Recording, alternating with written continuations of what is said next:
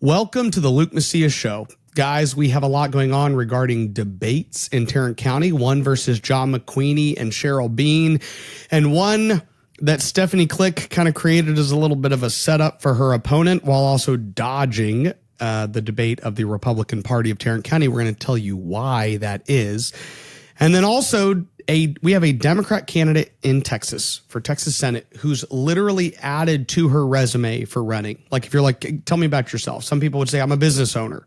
Some people would say I've served on a school board, or I've been a, successful community activist. And her biography includes I've had an abortion.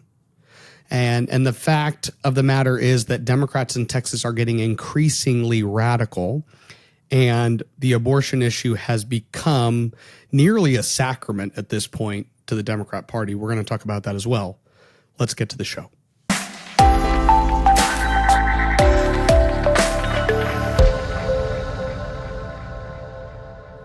For most evangelicals, the word sacrament isn't necessarily something that's used often in church. The Lutheran Church has 3 sacraments. It is baptism, the Lord's Supper, and confession and absolution of sins, right? The Catholic Church has 7 sacraments: baptism, confirmation, Eucharist, reconciliation, anointing of the sick, holy orders, and matrimony. But to put it succinctly, a sacrament in the church is something instituted by Christ specifically.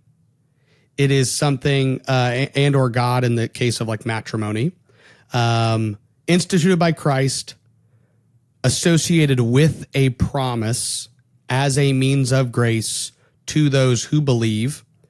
And then there's, in the case of like baptism, the Lord's Supper, there's this physical representation or manifestation associated with this, either the water or the body and the blood, right?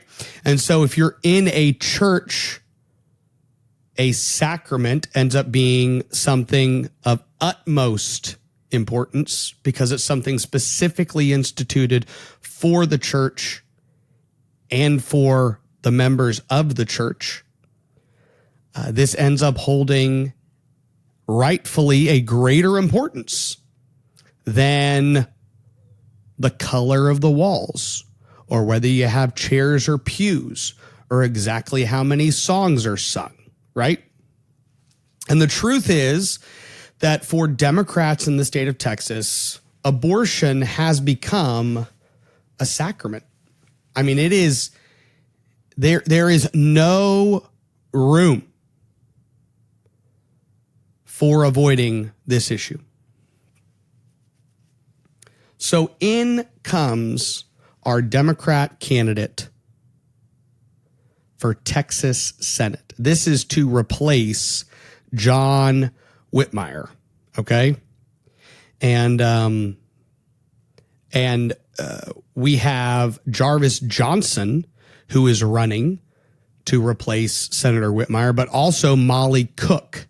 And Molly Cook is running to the left of Jarvis Johnson. And Jarvis Johnson is a pretty liberal Democrat, but not liberal enough, according to Molly Cook. And I think maybe one of the reasons is that he's never had an abortion.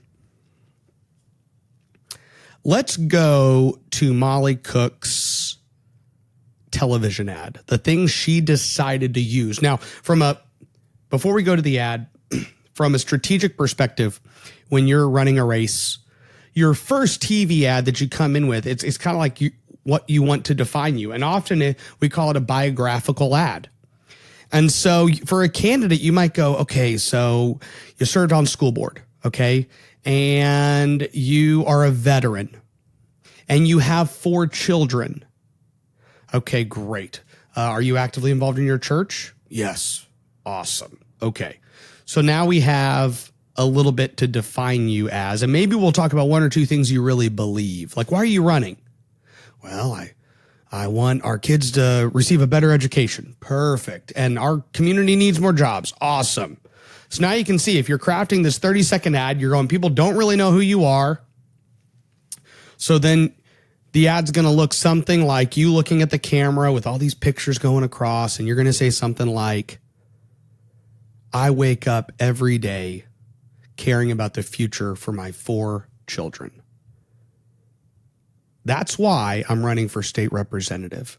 We have to ensure quality education for every child in our community. And stronger families start with jobs that can put food on the table and cover the bills. And too many people in our community are struggling. I'm a successful business owner. I've written the back of a paycheck and the front, or whatever. Sign the back, sign the front.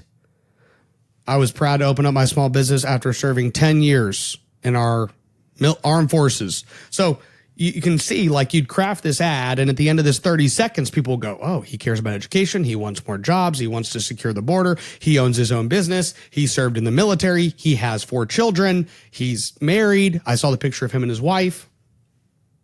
So this first ad is like, this is what tells you about myself. This is what I want you to know about me. So with that, the question you should ask yourself is, well, what does Molly Cook want people to know about her run for Texas Senate? And with that context, let's go to the ad. When I had my abortion in 2014, the system did what it is designed to do: stigmatize my experience, cloud my personal decision-making, and deny me dignity, love, and respect. I'm Molly Cook, and I'm running for state senate because I know abortion is healthcare. It must be safe and accessible for all Texans. If you send me to Austin, I'll fight the extremists, and I'll make our voices heard. One of the things I was told by a Houston insider is that Jarvis Johnson, so it was like last session that he left because of the election integrity laws that were passed. It was 2 sessions ago. So he flees the country, goes to Washington, D.C. And then I guess while he was up there or traveling, some vote on abortion happened at some point. And so he missed that. So she's like, her campaign's like, not only have I aborted more children than him, but also, like, he missed an abortion vote at some point because he was protesting election integrity laws. And that also makes him not pro-choice enough. Now, by the way, Jarvis Johnson has never, ever voted for pro-life policies. So he's not just pro-choice. He's against any type of regulations on the abortion industry. He's a 100% for Planned Parenthood Democrat. But it's not enough in the Democrat Party. And Molly Cook has gotten quite a bit of money. A lot of people are watching this Texas Senate runoff. In Republican politics, we have these Democrat districts and we don't pay a lot of attention to them. And it's very rare that they kind of percolate up. But there is this real race going on there. And the implications will determine whether or not the Democrat Party even goes further left than it currently is. Jarvis Johnson is somebody who gets up on the floor, who screams about the critical race theory bans and the DEI bans, and has called all of his Republican colleagues racist at different times for different things. So this guy is not somebody who fits into the bubble of like middle of the road Democrat. But Molly Cook is like, this guy's not far left enough.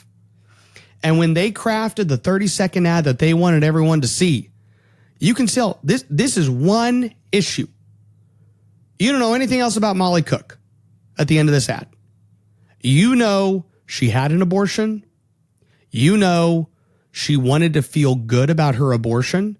The fact that she felt horrible is something she blamed politicians for. I know many women who've had abortions. People in church, people, throughout the entire state of Texas, outside of the state of Texas.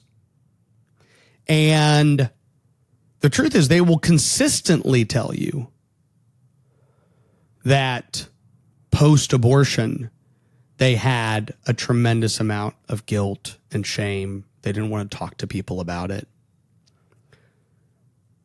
The great and good news that we have for post-abortive women is one of hope and forgiveness through repentance. Now that's a spiritual message we have for them. That's not something that you can accomplish through the state. It is a spiritual message. So when I say we, I just mean that I and those who associate and hold to and have been bought by the blood of Christ and are walking in faith, like we have a message of hope. And Republicans' message to post-abortive women should also be a message of hope, understanding that actions have consequences. And also we want this truth to be reflected in our public policy. But understand that there is nothing that the bluest, most pro-choice state in America could do to take away the shame and the guilt of an abortion. You can't do it. You cannot legislate away guilt and shame that it comes along with the ending of an eternal soul. That's not a judgmental statement. That's a statement of fact.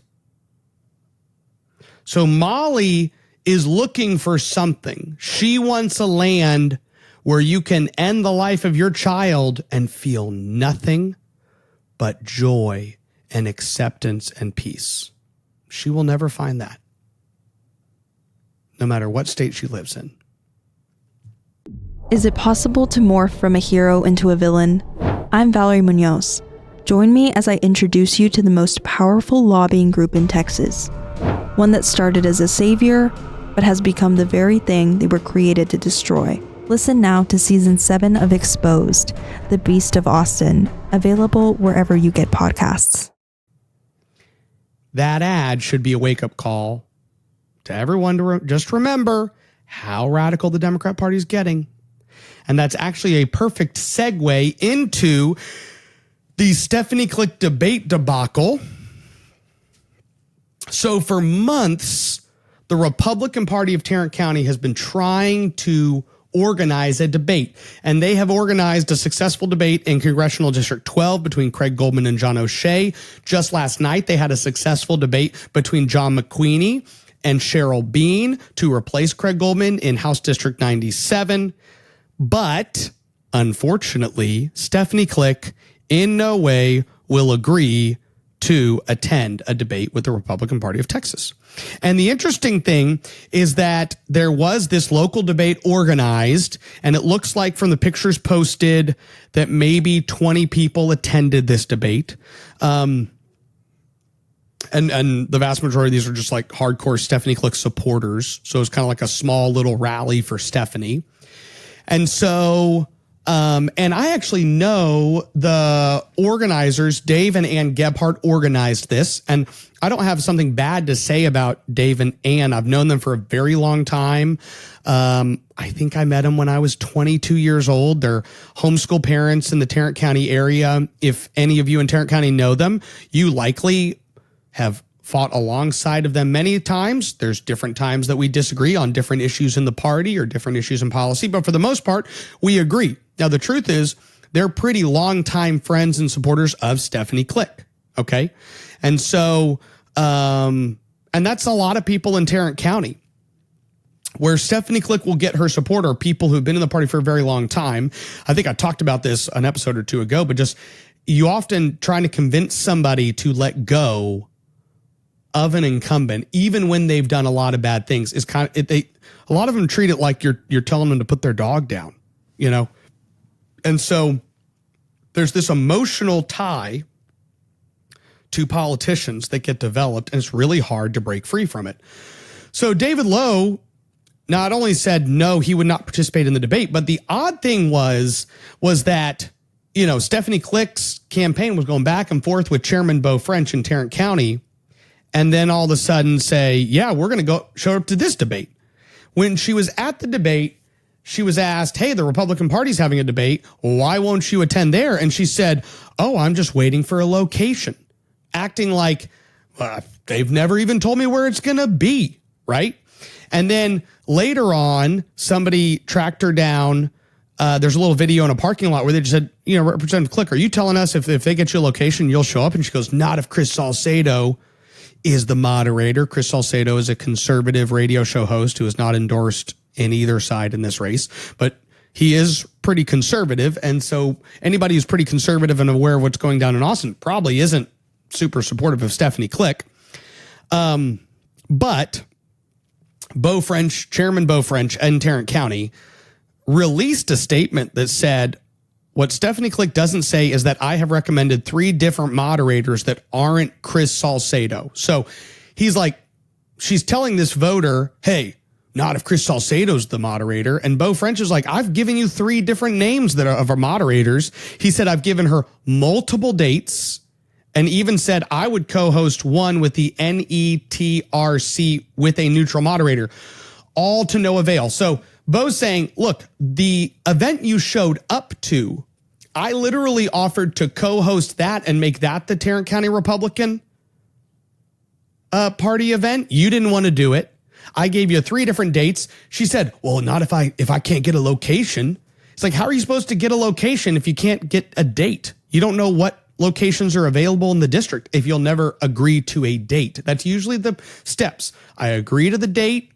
I agree to the terms and the moderator. Now find a location. We'll all show up, right? So this is just a game. Now, when Stephanie Click was at her mini rally / debate of 20 people, she was asked about Democrat chairs. And I think her response is really important. So let's go to this clip. You have come out in support of Democrat chairs. Please explain your position. To even conduct business in the Texas House, it requires 100 people to be present. That's legislative math. You may recall last legislative session, we had Democrats that ran away to Washington, D.C. Well, when they left the building, we couldn't conduct any business. We do not have a super majority of Republicans. A super majority of Republicans would be 100. We only have 86. Currently, there are some Democrat chairs, but they are chairs of non-substantive committees. The thinking is that, we keep a quorum that way. If I were speaker, I might make a different decision. I might have all Republican chairs. But I do think you need to understand that it takes 100 even to pass a resolution on the floor. We only have 86 Republicans currently. That's not enough to conduct business. It's really, really, really hard for Republicans to answer this question because they're literally undermining their own points in the middle of their 1-minute response. So she starts out by telling you, hey, we need 100 people to conduct business, and we only have 86. That would be, we've talked about this on the show, their defense for it, right? She then goes to, remember that time that everybody fled the state and we couldn't do anything because they didn't want us to pass election integrity? Yeah. Well, that goes to show that you need 100 people. Now, does that go to show you need Democrat chairs or you need 100 people? And then, you want to know why I asked that? Okay, let me just break this down for you. Her argument is, we need 100 people, so we have to give Democrats chairmanships. She even says it. The idea is that we give Democrats chairmanships of less substantive committees, and then that will prevent them from leaving. She says that right after telling you about the time they left. And the time they left was under Dade Phelan's speakership. He's only been speaker for 2 terms. Okay, so understand, it's not like her argument is, hey, back when there were other speakers without Democrat chairs, Democrats would always leave. Now they don't leave. They still leave. They still flee. And they still have Democrat chairmanships. So explain that to me. So you give them Democrat chairmanships to keep them there, but they don't stay there. So what's the point of Democrat chairmanships? Her whole argument is around this, we need 100 people. And remember this because we're going to go to the John McQueenie, Cheryl Bean debate, and you're going to see the consequence of believing that Stephanie Click and these other people even know what they're talking about when they're trying to explain their position. She then says, if I was speaker, I might do it differently. Okay, again, all of these contradictory statements. So you start by saying, look, we need 100. That's why we have to give them. Oh, by the way, they left. So I guess it didn't work. Oh, by the way, if I was speaker, I'd probably do it differently. Okay, so you don't support Democrat chairs? Like, are you telling me, Stephanie, that you're against Democrat chairs? And at the end, she goes, but we only have 86 and we need 100. Okay, what did you just say? You go on this roller coaster. And that is honestly so representative of how many of these more established Republican lawmakers act, think, and process information. They'll give you one argument. They'll then undermine their own argument to you within 3 or 4 sentences. And then at the end, they still pick the wrong side and the side that's in opposition to the grassroots. And you still don't even know why they're doing it. Because even while explaining, they're like, if I was speaker, I'd do it differently. Okay, so you don't. What are you saying, Stephanie? You're saying it's unnecessary? So why don't you just say that? It's unnecessary, but Dave, here's the true statement. If you want to dissect all those 5 sentences that don't really make sense when you put them together in the order that she put them in, here'd be an easier way to hear what she's saying. Dade Phelan is the speaker. He puts Democrats in power. I support the speaker. My support for the speaker is what gets me powerful, a chairmanship and access, and he lets me carry more bills. And so if he says Democrats should be chairs, I'm going to say Democrats should be chairs. And then I'm going to use his talking points, even if his talking points don't make sense. That is the truth. I don't think Click is going to debate with the Tarrant County Republican Party. She does not want to be in a situation where it is actually neutral to both sides. It's something she's going to avoid. And it really shouldn't surprise anybody that has been her approach.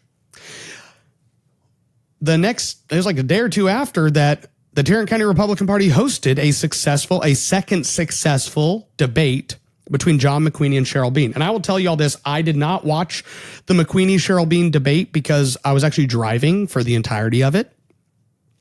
And so I had a couple friends there and they were texting me different things about it. But I did watch the Goldman O'Shea debate, and I will just say hats off to Beau French. He has put on some very good, solid, and I would say fair and neutral debates. Beau French, everyone I think anybody who knows me and knows the work I've done in Tarrant County knows that Beau French and I are very close friends. I actually ran 2 of his 2 campaigns for state representative. He ran against Charlie Guerin, one of the most liberal Republicans in the state of Texas. He has been a long time activist and donor and conservative operative in the state of Texas. And he ran for Tarrant County GOP chair, and he is crushing it. He's raised hundreds of thousands of dollars. He hosted Marjorie Taylor Greene in Tarrant County at a very successful event. He hosted Tucker Carlson at an event that was just completely sold out. They raised, I think, $250,000 for the Republican Party with Tucker Carlson coming in. So Beau has done a tremendous amount of good work, but he's on the conservative side of the Republican Party, okay? There's absolutely no debate about that. He ran against a liberal Republican twice. But if you watch either of these debates, I think you will 100% agree that these debates were conducted fairly, that the moderators did a very good job asking the questions, answering. At one point, I remember, the John O'Shea, Craig Goldman debate, there were like some hecklers that were probably, John O'Shea's like good friends who got there and are pissed at Craig Goldman. And so they're kind of heckling him a little bit. And Beau got up in the middle of the debate and just said, hey, these guys didn't have to come here. We're going to respect them. They're going to answer their questions. You can take whatever information you get and go with it. I'm paraphrasing because I don't have it right in front of me, but I'm saying that to say that these were both well-executed debates that were done fairly. Stephanie Click will not subject herself to that. She's only going to go to places where she feels like her friends are more in control of the situation. And that's not to say that Dave and Ann Gebhardt do not have the ability to ask questions in somewhat of a neutral manner, but it's just to say that they're her friends. And she's like, I'll go to anything that my friends put on. And if you're David Lowe, you probably shouldn't go to something put on by all her friends, especially when she's saying no to this other one, right? What if she was like, I'll show up to that one and this one? It's a totally different situation. She goes, the only time I'm willing to subject myself to questions is under this one circumstance. And I'm saying yes to it while I've been dodging the Republican Party. That tells you there's something here. We don't know what's going on. You should avoid it. Okay. Now, at the McQueenie-Cheryl Bean debate, I'm going to show you the clip of the first debate. And this is probably the clip that has gained the most traction. So is what happens in most debates. You have a debate, you have a discussion, and there's really like 1 or 2 or 3 minutes of comments that are most revealing as to the distinction between candidates. Now, this district is to replace Craig Goldman. And so what we're going to watch in the course of these 2 clips, watch and listen to, because I know most of y'all listen on the podcast, but what we're going to go to with these clips, what you're going to discern is, one, you're going to hear John McQueenie take a position on Democrat chairs in the first debate. Same moderator, same room. And then you're going to fast forward and hear his answer here. And his answer is, in my opinion, a testimony to the continued disciplined work of driving narratives and framing these issues correctly for the conservatives in the state of Texas. The Republican Party of Texas, Matt Rinaldi, Beau French, the Tarrant County GOP chair, all the precinct chairs, all the organizations. People have worked very hard to establish an understanding and cement in stone the reality that Democrats are too empowered in the Texas House. So with that, let's go to the first clip, which is of the first debate done before the primary. Okay, so let's hear what John McQueenie says when asked about Democrat chairs. Let's go to the clip. Texas House next year, will you support the current Texas House practice of giving some Democrats committee chairs? So long as it's not impactful on conservative principles. We need support to get stuff on the legislative, on the constitutional amendment election. You need support. You don't have, unless we had 100 majority, I hope that we're part of 100, but in order to get stuff passed today, it's not a one-word answer. It's way complicated, but. All right. Texas House next year, will you support? Okay, so now we're going to go to the runoff clip. Okay.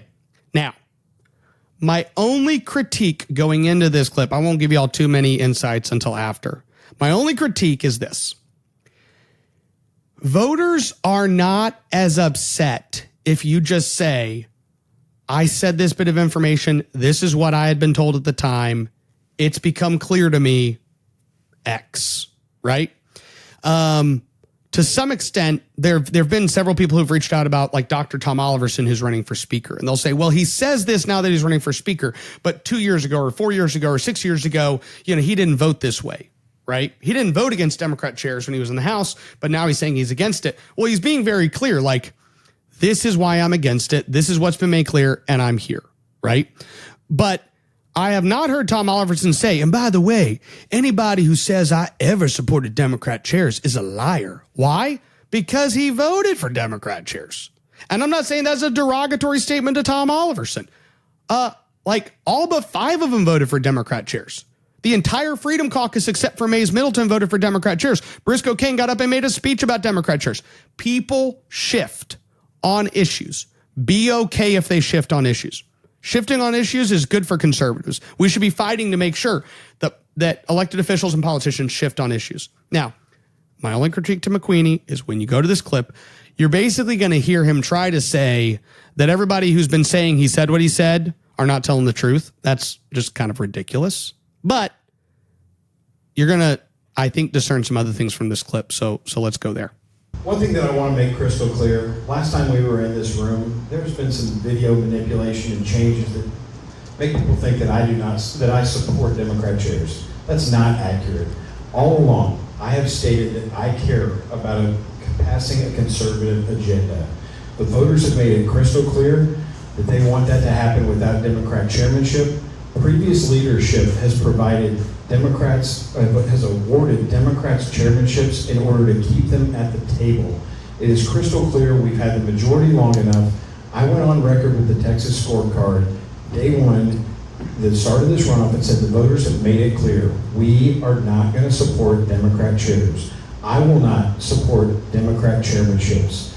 Regarding the contract with Texas, my contract is with the voters of this district. There's a lot of things on the contract with Texas that I absolutely support. There's a lot of things in the contract with Texas that I think would tie my hands walking into the Capitol in order to make sure that we have got a speaker that will represent our party and a speaker that will allow conservative agenda items to happen. So I'm not going to go down there with my hands tied. But without a doubt and without a question, I do not support Democrat chairs. It's absolute baloney, and it continues to percolate throughout the rumor mills, throughout media, what you're seeing on your phones and what you're seeing in your mailboxes. It's absolutely garbage. Thank you very much, Mr. Lee. You want to chime back in, Ms. Green? Go ahead. I'm going to challenge you on that because I heard twice, not only in this room but at the assembly, and I heard and on some of the phones out here, saw it recorded, that you thought that whole issue was complicated and was in fact acceptable as long as it didn't change policy. Well, we have proof that it changes policy. So my question would be, are we flip-flopping? Can we not make up our mind? Or are we just not going to be honest about it? It's not true. I've always said a conservative agenda is what matters. In the past, leadership provided those chairmanships to accomplish that agenda. It is crystal clear. The voters do not want it. I will not support it. But do you want it? All right. I do not want it, and I will not support it. Crystal clear. I want a conservative agenda. I remind our audience to be respectful of both candidates, please. So kudos to conservative Republicans in Tarrant County. John McQueenie has not only gone, and by the way, another clip, which we don't need to go to because I think we've gotten enough from this debate. There's another clip where John McQueenie actually says he doesn't want to sign. He said here he didn't want to sign the contract with Texas. He talks about the Speaker of the House. Cheryl Bean says, I'm not going to support Dade Phelan. What John McQueenie says is, I want to support the speaker that's going to help us pass as much conservative stuff as possible, which is really vague. But then he says the issue of Democrat chairs is going to play into that. Now, again, he doesn't say, I will not support anyone who supports Democrat chairs, but it goes to show how far he's come on the issue. I mean, he's right there, almost about to say he's not going to support Dade, but also leaving himself just a little window of justification that he can say, I didn't reverse myself on this. I can still vote for Dade Phelan for speaker. But we have to admit he's come a long way on this issue. And they jump in. Look, John McQueenie probably announced for state representative, met a couple of his buddies who are donors and business owners, maybe a couple friends that are local elected officials. At one point, he probably talked to Craig Goldman, because I bet you all of these people talked to Craig Goldman. He was the state representative there. Maybe he talked to Mark Shelton, who was the state representative before Craig Goldman. He's a doctor. And anybody he talked to, he probably met with Charlie Guerin at some point. Like, you're talking to your buddy who's going to give you some money to run for state rep. And he goes, have you met Charlie Guerin? No. I mean, I know him. We saw each other at the club the other day. Great. Go meet with Charlie. Meets with Charlie. Maybe he meets with Stephanie Click. And what do they tell him? John, you're going to hear about this, but here's the deal. We need 100 people. You just heard it from Stephanie. Isn't it so funny how John McQueenie and Stephanie Click's answers in his answer in the primary, her in the runoff, are like identical? Why? Because they don't really think for themselves. They just pick something and say, we're just going to say this. We're all going to say it together, right? The Austin Swamps critique of conservative reformers is they don't think for themselves. And it's a real projection, because all these guys just repeat the same talking points, whether the facts of the matter bear those talking points to be true or not. So I appreciate that John McQueenie has moved pretty significantly on this issue. And I know he's saying, well, anybody saying I support Democrat chairs, that's baloney. You're like, what are you talking about? You definitely supported Democrat chairs. And now you're saying, well, I oppose them and I always have. Well, now we're questioning whether you even do. If you think you always have opposed them, then clearly you don't know what it means to oppose Democrat chairs, because you think you've opposed them since January. So John's all over the map.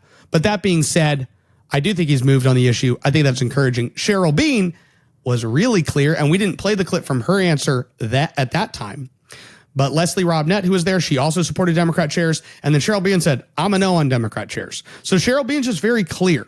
In the primary, she's like, I'm a no. In the runoff, I'm a no. It's just easy. Let your yes be yes. Let your no be no. That's reflective of who Cheryl Bean is. And I think that is a good thing. So all that to say, there's some various debate drama going on across the state of Texas. And the last clip I'm going to show for you, and then we'll close the show out, is a exchange between Jeff Bouknight and AJ Louderback. And these are actually Jeff Bouknight's words.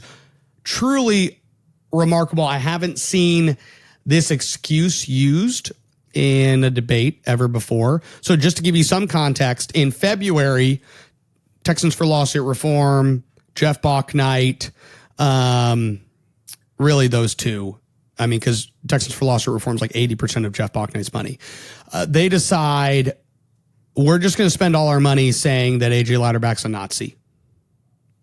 An accusation we have absolutely no evidence for, but, heck, it's a tight race. And Jeff Bouknight, by the way, is the pro-porn tax-raising mayor that I've talked. I mean, that's the way some people refer to him. It's the way he's known by many. And that's a tough thing to be known as, right? You don't really want to be known as a property tax-raising, pornography, protecting mayor, but, to each his own, right? When in Rome. And I don't know about Victoria. It's not an insult to Victoria. This is just the guy they have as their mayor. But it does seem like a lot of people are frustrated with him, which is probably why he's like, I should just call my opponent a Nazi. Seems like the only option I have, whether he is or isn't. So AJ pushed back against Jeff at a recent debate. And let's go to this clip and see what Jeff's response was. Andy, I apologize if that's what the insinuation. I never intended that you were thought of as a Nazi. That representative in East Texas was you. I made the approval of that mailer, but I apologize. I did not look at that mailer when I read it, and I think it's my fault. But at some point, when someone's trying to be a bully, you have to kick back. And, it's a common law enforcement tactic. When you can't win on the facts, you go on attack. Okay, so we don't need to go to the ads that were actually sent or the mail that was sent, but I will just tell you, if you read the mail that was sent, if you listen or watch the TV ad, it will become very clear to you. Like, there were hundreds of thousands of dollars spent trying to convince everybody in that district that AJ Louderback is a Nazi. Okay, but it is really funny that Jeff Bouknight's like, hey, AJ, I'm sorry. I never wanted anybody to think that. Also, I didn't really look at the mailer. I just kind of said yes. Evidently, I kind of said you're a Nazi. I just think it's funny. If I came to y'all in a week and said, guys, I'm really sorry. I never intended for you to think that Jeff Bouknight was a porn protecting, tax raising mayor. Like, you would think that was a little disingenuous, right? Because you'd be like, Luke, you said it last week. Last week you said Jeff Bouknight was a porn protecting taxpayer, like tax raising mayor. That's what you said. So it is funny, but you're in this room and all these people are like, we know both of y'all. So what's up? And that was his approach. But then at the end, he basically is like, but here's the thing. I had to call the guy a Nazi because he was punching me around, and it's a common police tactic that they bully you around. You got to push back. So evidently, Jeff Bouknight really ticked at police. Don't know what happened. Maybe got a few extra speeding tickets or something. This guy seems to have a little bit of an anti-police bias there. But also he did apologize to AJ. So, but a little bit of a remarkable exchange, not something you typically see on the campaign trail. So there's all sorts of stuff going on. There's all sorts of races.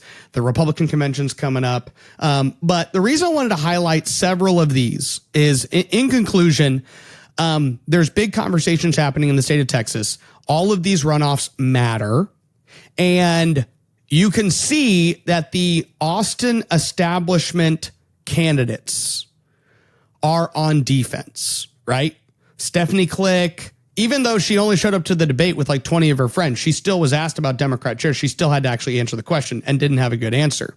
John McQueenie literally reversing his position from one to the next. Jeff Bachnight coming down and going, hey, I didn't really mean to call you a Nazi, even though I spent like $250,000 telling everybody you are one.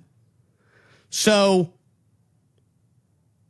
conservatives should use that to be encouraged, but also just remember, like, the Austin Swamp is about to spend an untold amount of money to try to save every single one of these people. And they're going to send paid walkers into every single district, and they're going to flood it with mail and text and TV, and it's all gearing up. It's all gearing up. In the last 24 hours, I've been sent numerous TV ads from various different candidates that are all starting to roll out. You see it in every single district across the state of Texas. So you're seeing, okay, the Hail Marys are about to get thrown.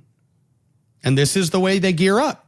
And the last 30 days, they blitz the TV, they blitz the digital, they throw a ton of mail in there, they pay a ton of walkers to come in, and they just try to muddy the waters up as much as possible. So that's what we're going to see, but it's at least encouraging to see that when these people actually have to just go to like a normal debate with normal people and be asked normal questions, they're on defense. They're on defense because they're not aligned with where the Republican voters are in the state of Texas.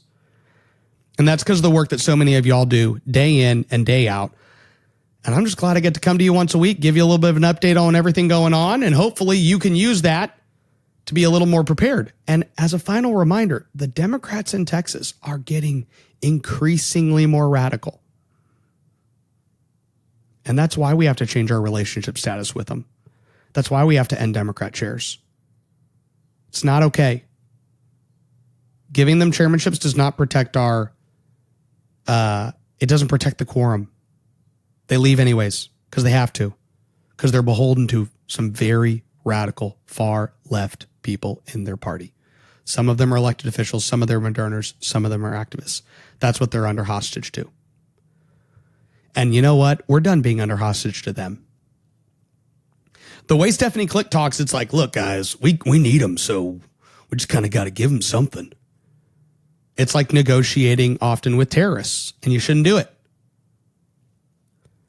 They can come to the table and participate in the governing process or not. And that's the way the Senate does it, and they don't all flee. And that's the way the Texas House is moving towards. And hopefully more and more Republican elected officials wake up. Even like John McQueenie at least woke up. He didn't wake up to the reality that he did say what he said a month ago, but he at least woke up to the reality that, like, I can't say that again because that hurt. So well done. God bless you, and God bless the great state of Texas. Do you want to get your news from people who share your values? Texas Scorecard, real news for real Texans.